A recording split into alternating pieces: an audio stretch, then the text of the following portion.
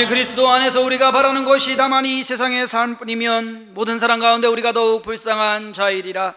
그러나 이제 그리스도께서 죽은 자 가운데서 다시 살아나사 잠자는 자들의 첫 열매가 되셨도다. 하나님께서 우리를 사랑하사 예수 그리스도를 이 땅에 내어주시고 예수 그리스도께서 우리를 위하여 십자가에 못 박혀 돌아가심으로 우리의 모든 죄를 사하심을 감사드립니다. 또한 사망 권세 이기시고 부활하심에 감사를 드립니다. 모든 영광 주께 돌리오니 주께서 홀로 영광받아 주시옵시고 우리의 예배 가운데 하나님의 은혜가, 하나님의 사랑이, 하나님의 능력이 넘쳐나게 하옵소서. 예배 시험을 주님께 맡기옵고 예수님의 이름으로 기도했사옵나이다. 아멘. 다같이 사도신경으로 신앙 고백하시겠습니다. 전능하사 천지를 만드신 하나님 아버지를 내가 믿사오며 그 외아들 우리 주 예수 그리스도를 믿사오니 이는 성령으로 잉태하사 동정녀 마리아에게 나시고 본디오 빌라도에게 고난을 받으사 십자가에 못 박혀 죽으시고 장사한 지 사흘 만에 죽은 자 가운데서 다시 살아나시며 하늘에 오르사 전능하신 하나님 우편에 앉아 계시다가 죄로서 산자와 죽은 자를 심판하러 오시리라. 성령을 믿사오며 거룩한 교회와 성도가 서로 교통하는 것과 죄를 사하여 주시는 것과 몸이 다시 사는 것과 영원히 사는 것을 믿사옵나이다. 아멘. 오늘 함께 은혜 받으실 말씀은 마가복음 16장 9절에서 20절 말씀이 되겠습니다.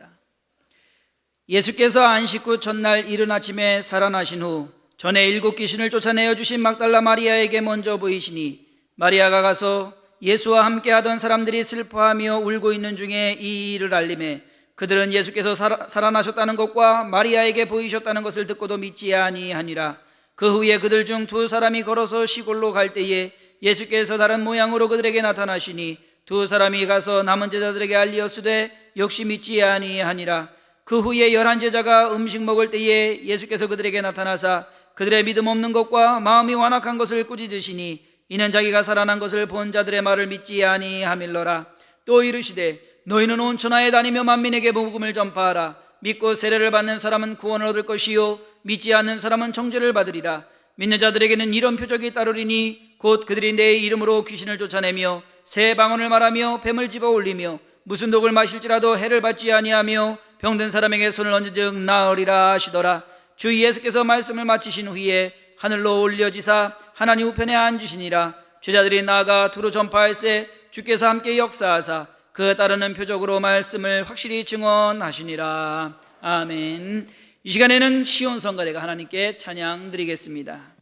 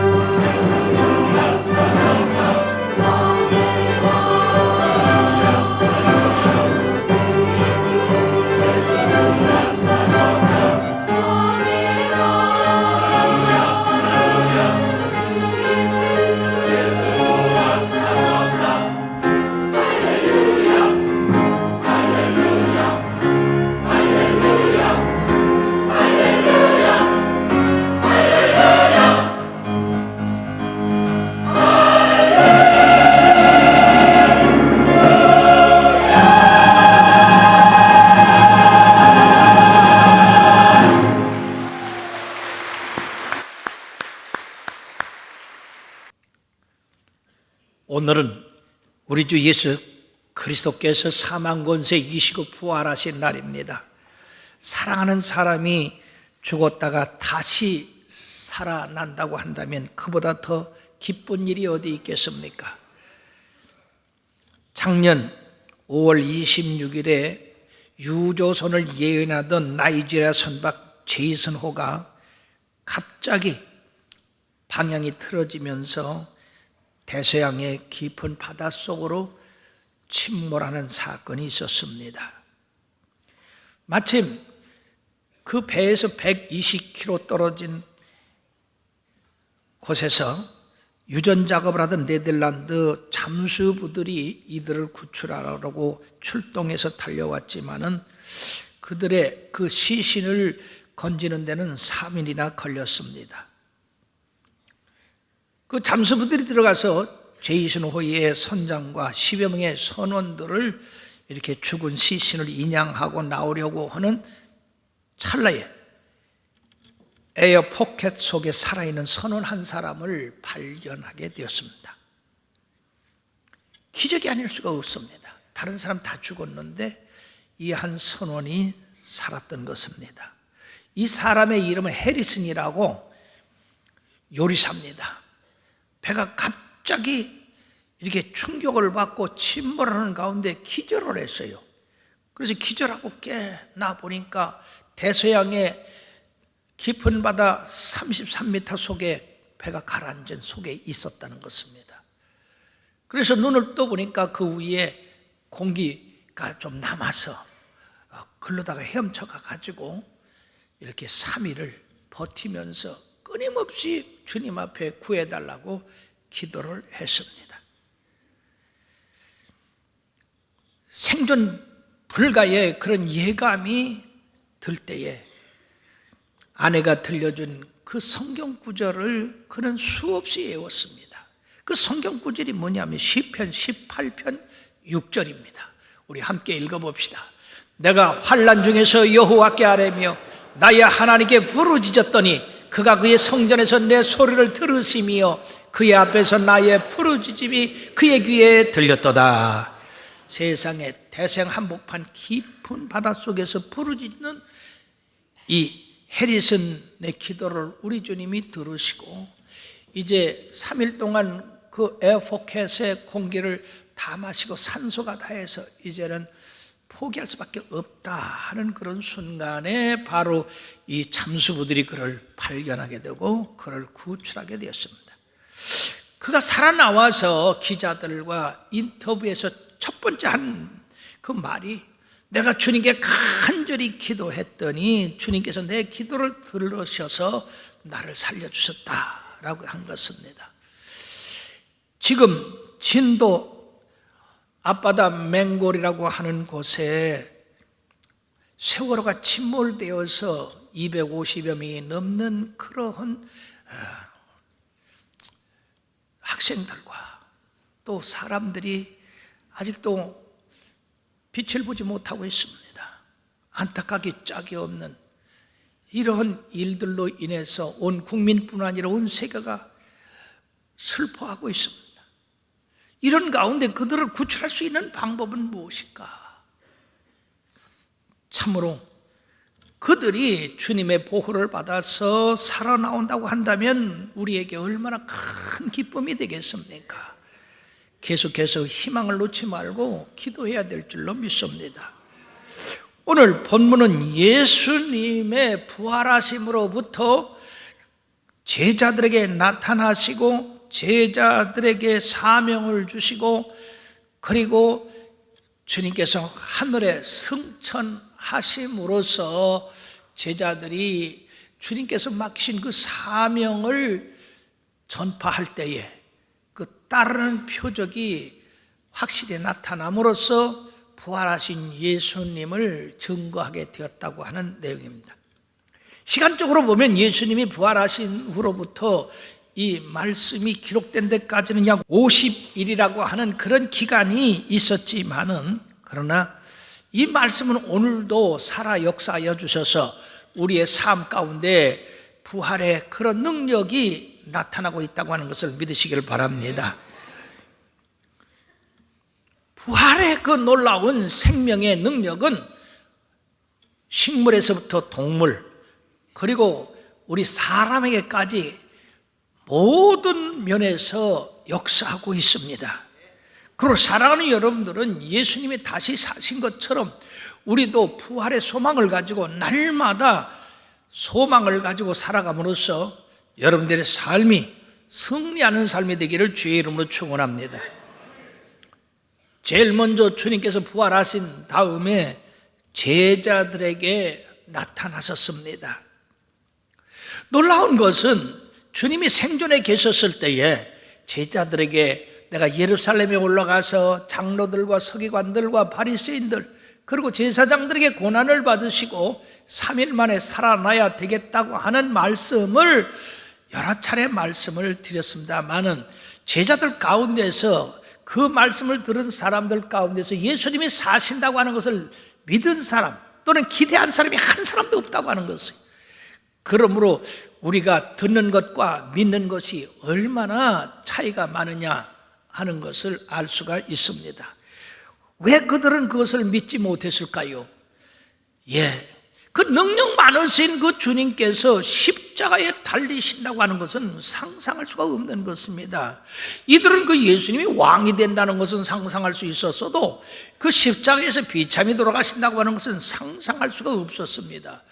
두 번째는요, 예수님이 얼마나 비참하게 돌아가셨습니까? 머리에는 가시관, 양손에 대못 박으시고 온몸은 채찍에 맞으셔서 갈기갈기 찢어지시고 한 그런 그 모습으로 돌아가셨는데 그런 모습으로 죽은 사람이 어떻게 살아나느냐?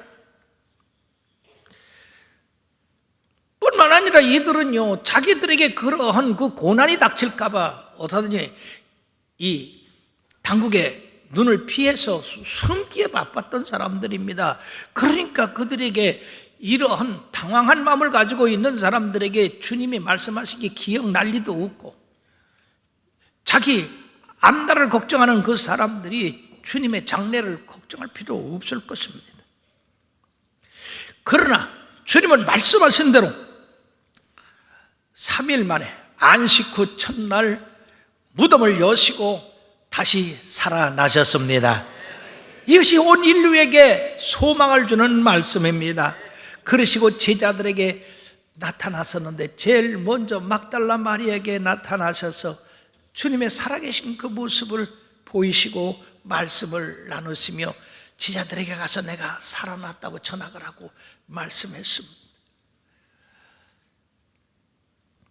또 엠마로 내려가는 두 제자, 주님이 십자가에 달리셨다고 하는 것 때문에 실망해가지고 내려가는 이 제자들에게 나타나셔서 바로 주님이 살아계신 그 증거를 보이심으로 그들은 엠마오에서 다시 예루살렘으로 올라오는 그런 신앙의 용사들이 되었고요, 두려워서 문을 닫고 음식을 먹던 그 제자들에게 나타나셔서 그들에게 평안을 비시며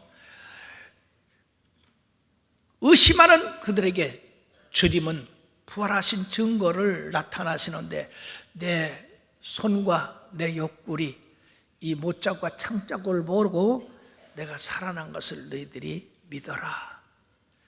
그래도 의심하니까 너희들에게 먹을 것이 있느냐?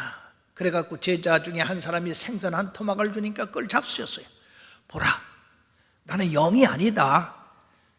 몸으로 살아난 거다. 영은 먹지도 못한다. 그러나는 먹고 그리고 이 못자국, 창자국 다 있지 않느냐? 그때서야 이 제자들이 주님을 믿기 시작했어요. 그리고 주님은 그 제자들에게 믿음이 없는 것, 마음이 완악한 것, 그것을 꾸짖었습니다. 특히 도마에게는 내가 그 손에 못자국에 손을 넣어보고 옆구리에 내 손을 넣어봐야지만 믿겠다. 그런 말을 주님이 들으시고 8일 만에 그 자리에 나타나셔서 요한복음 20장에 27절부터 보면은 도마야, 내 손가락을 이리 내밀어 내 손을 보고 내 손을 내밀어 내 옆구리에 넣어보라. 그리하여 믿음 없는 자가 되지 말고 믿는 자가 되라. 도마가 대답하여 이르되 나의 주님이시여 나의 하나님이시니이다. 예수께서 이르시되 너는 나를 본고로 믿느냐? 보지 못하고 믿는 자들은 복되도다 하시니라.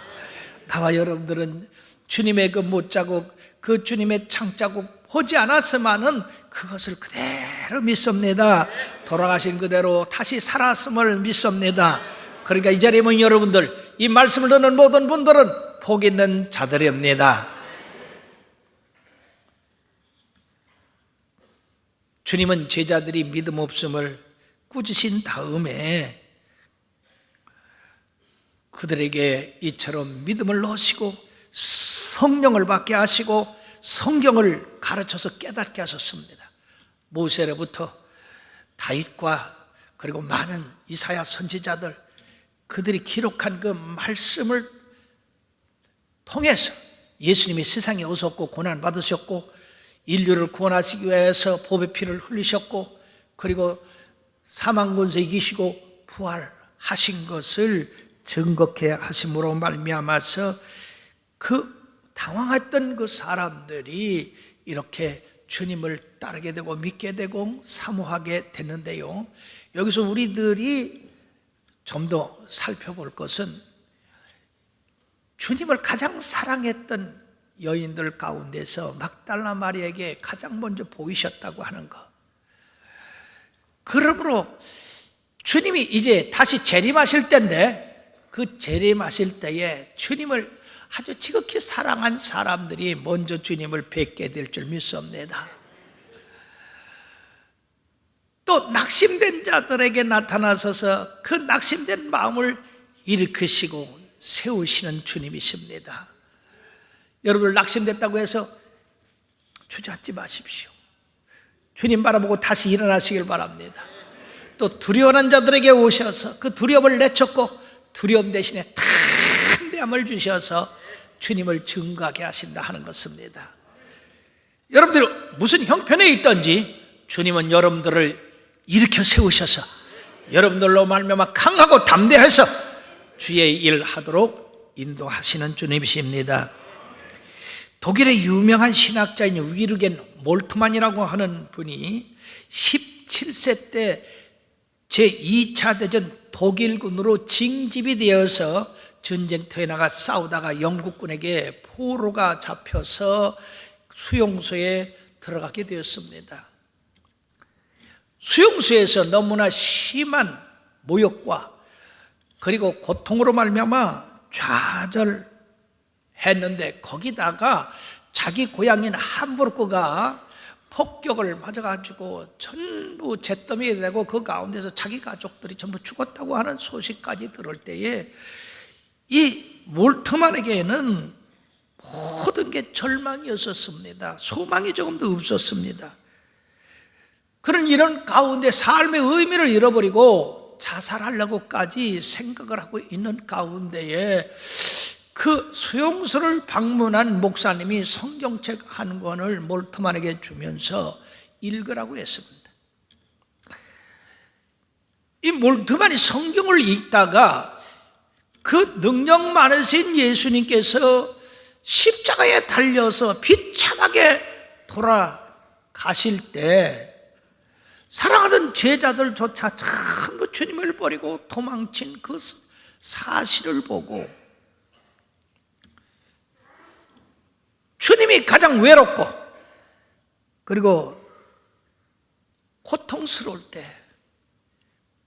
사랑하는 사람들로부터 버림을 받았다고 하는 그러한 마음을 갖게 되었는데 바로 그런 주님의 절망이 자기가 지금 당하고 있는 그 절망과 동질감을 갖고 있다고 하는 것에 은혜를 받았습니다. 아, 예수님이 나보다 더 더한 그런 절망 가운데 처하셨었구나.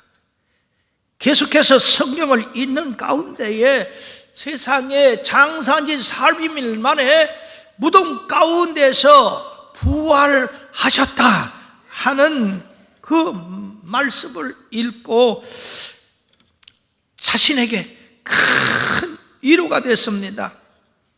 큰 충격을 받았어요. 가장 어둡고 캄캄한 절망 가운데서 그걸 이기고 부활하신 예수님, 그렇다고 한다면 나에게도 그런 부활의 새 아침이 있어야 되지 않겠냐? 그리고 그 자리에서 무릎을 꿇고 예수 그리스도를 구주로 받아들이면서 주님이 절망 가운데에서 이처럼 부활하심으로써 승리한 것처럼 나도 이 절망 가운데에서 이기고 승리하게 하여 주시옵소서. 지금 내 나라 독일은 온통 망해서 소망이 없습니다. 이 독일에 우리 주님의 그 부활의 역사가 나타나서 이 독일이 다시 살게 해 주시고, 그리고 죽은 내 가족들이 부활의 그 놀라운 소망 가운데 다시 만나게 되는 역사가 있게 하옵소서. 날마다 이 나라와 이 민족, 그리고 우리 고향에, 우리 가정에 이런 부활이 있게 하여 주시옵소서. 그렇게 그가 기도함으로써 그는 나중에 신학교에 가서 희망신학이라고 하는 것을 세워가지고 세계의 수많은 절망과 어려움에 처한 사람들에게 예수 그리스도의 부활의 소망을 넣어줌으로써 그들을 다시 일으키고, 그리고 올바른 삶을 살고 승리하는 삶을 살게 해주신 훌륭한 신학자가 되었습니다. 오늘도 예수 그리스도의 부활은 이처럼 절망과 어려움에 처한 사람들에게 소망을 넣어주셔서 다시 일으키시고 그리고 승리하게 하여 주시는 것입니다.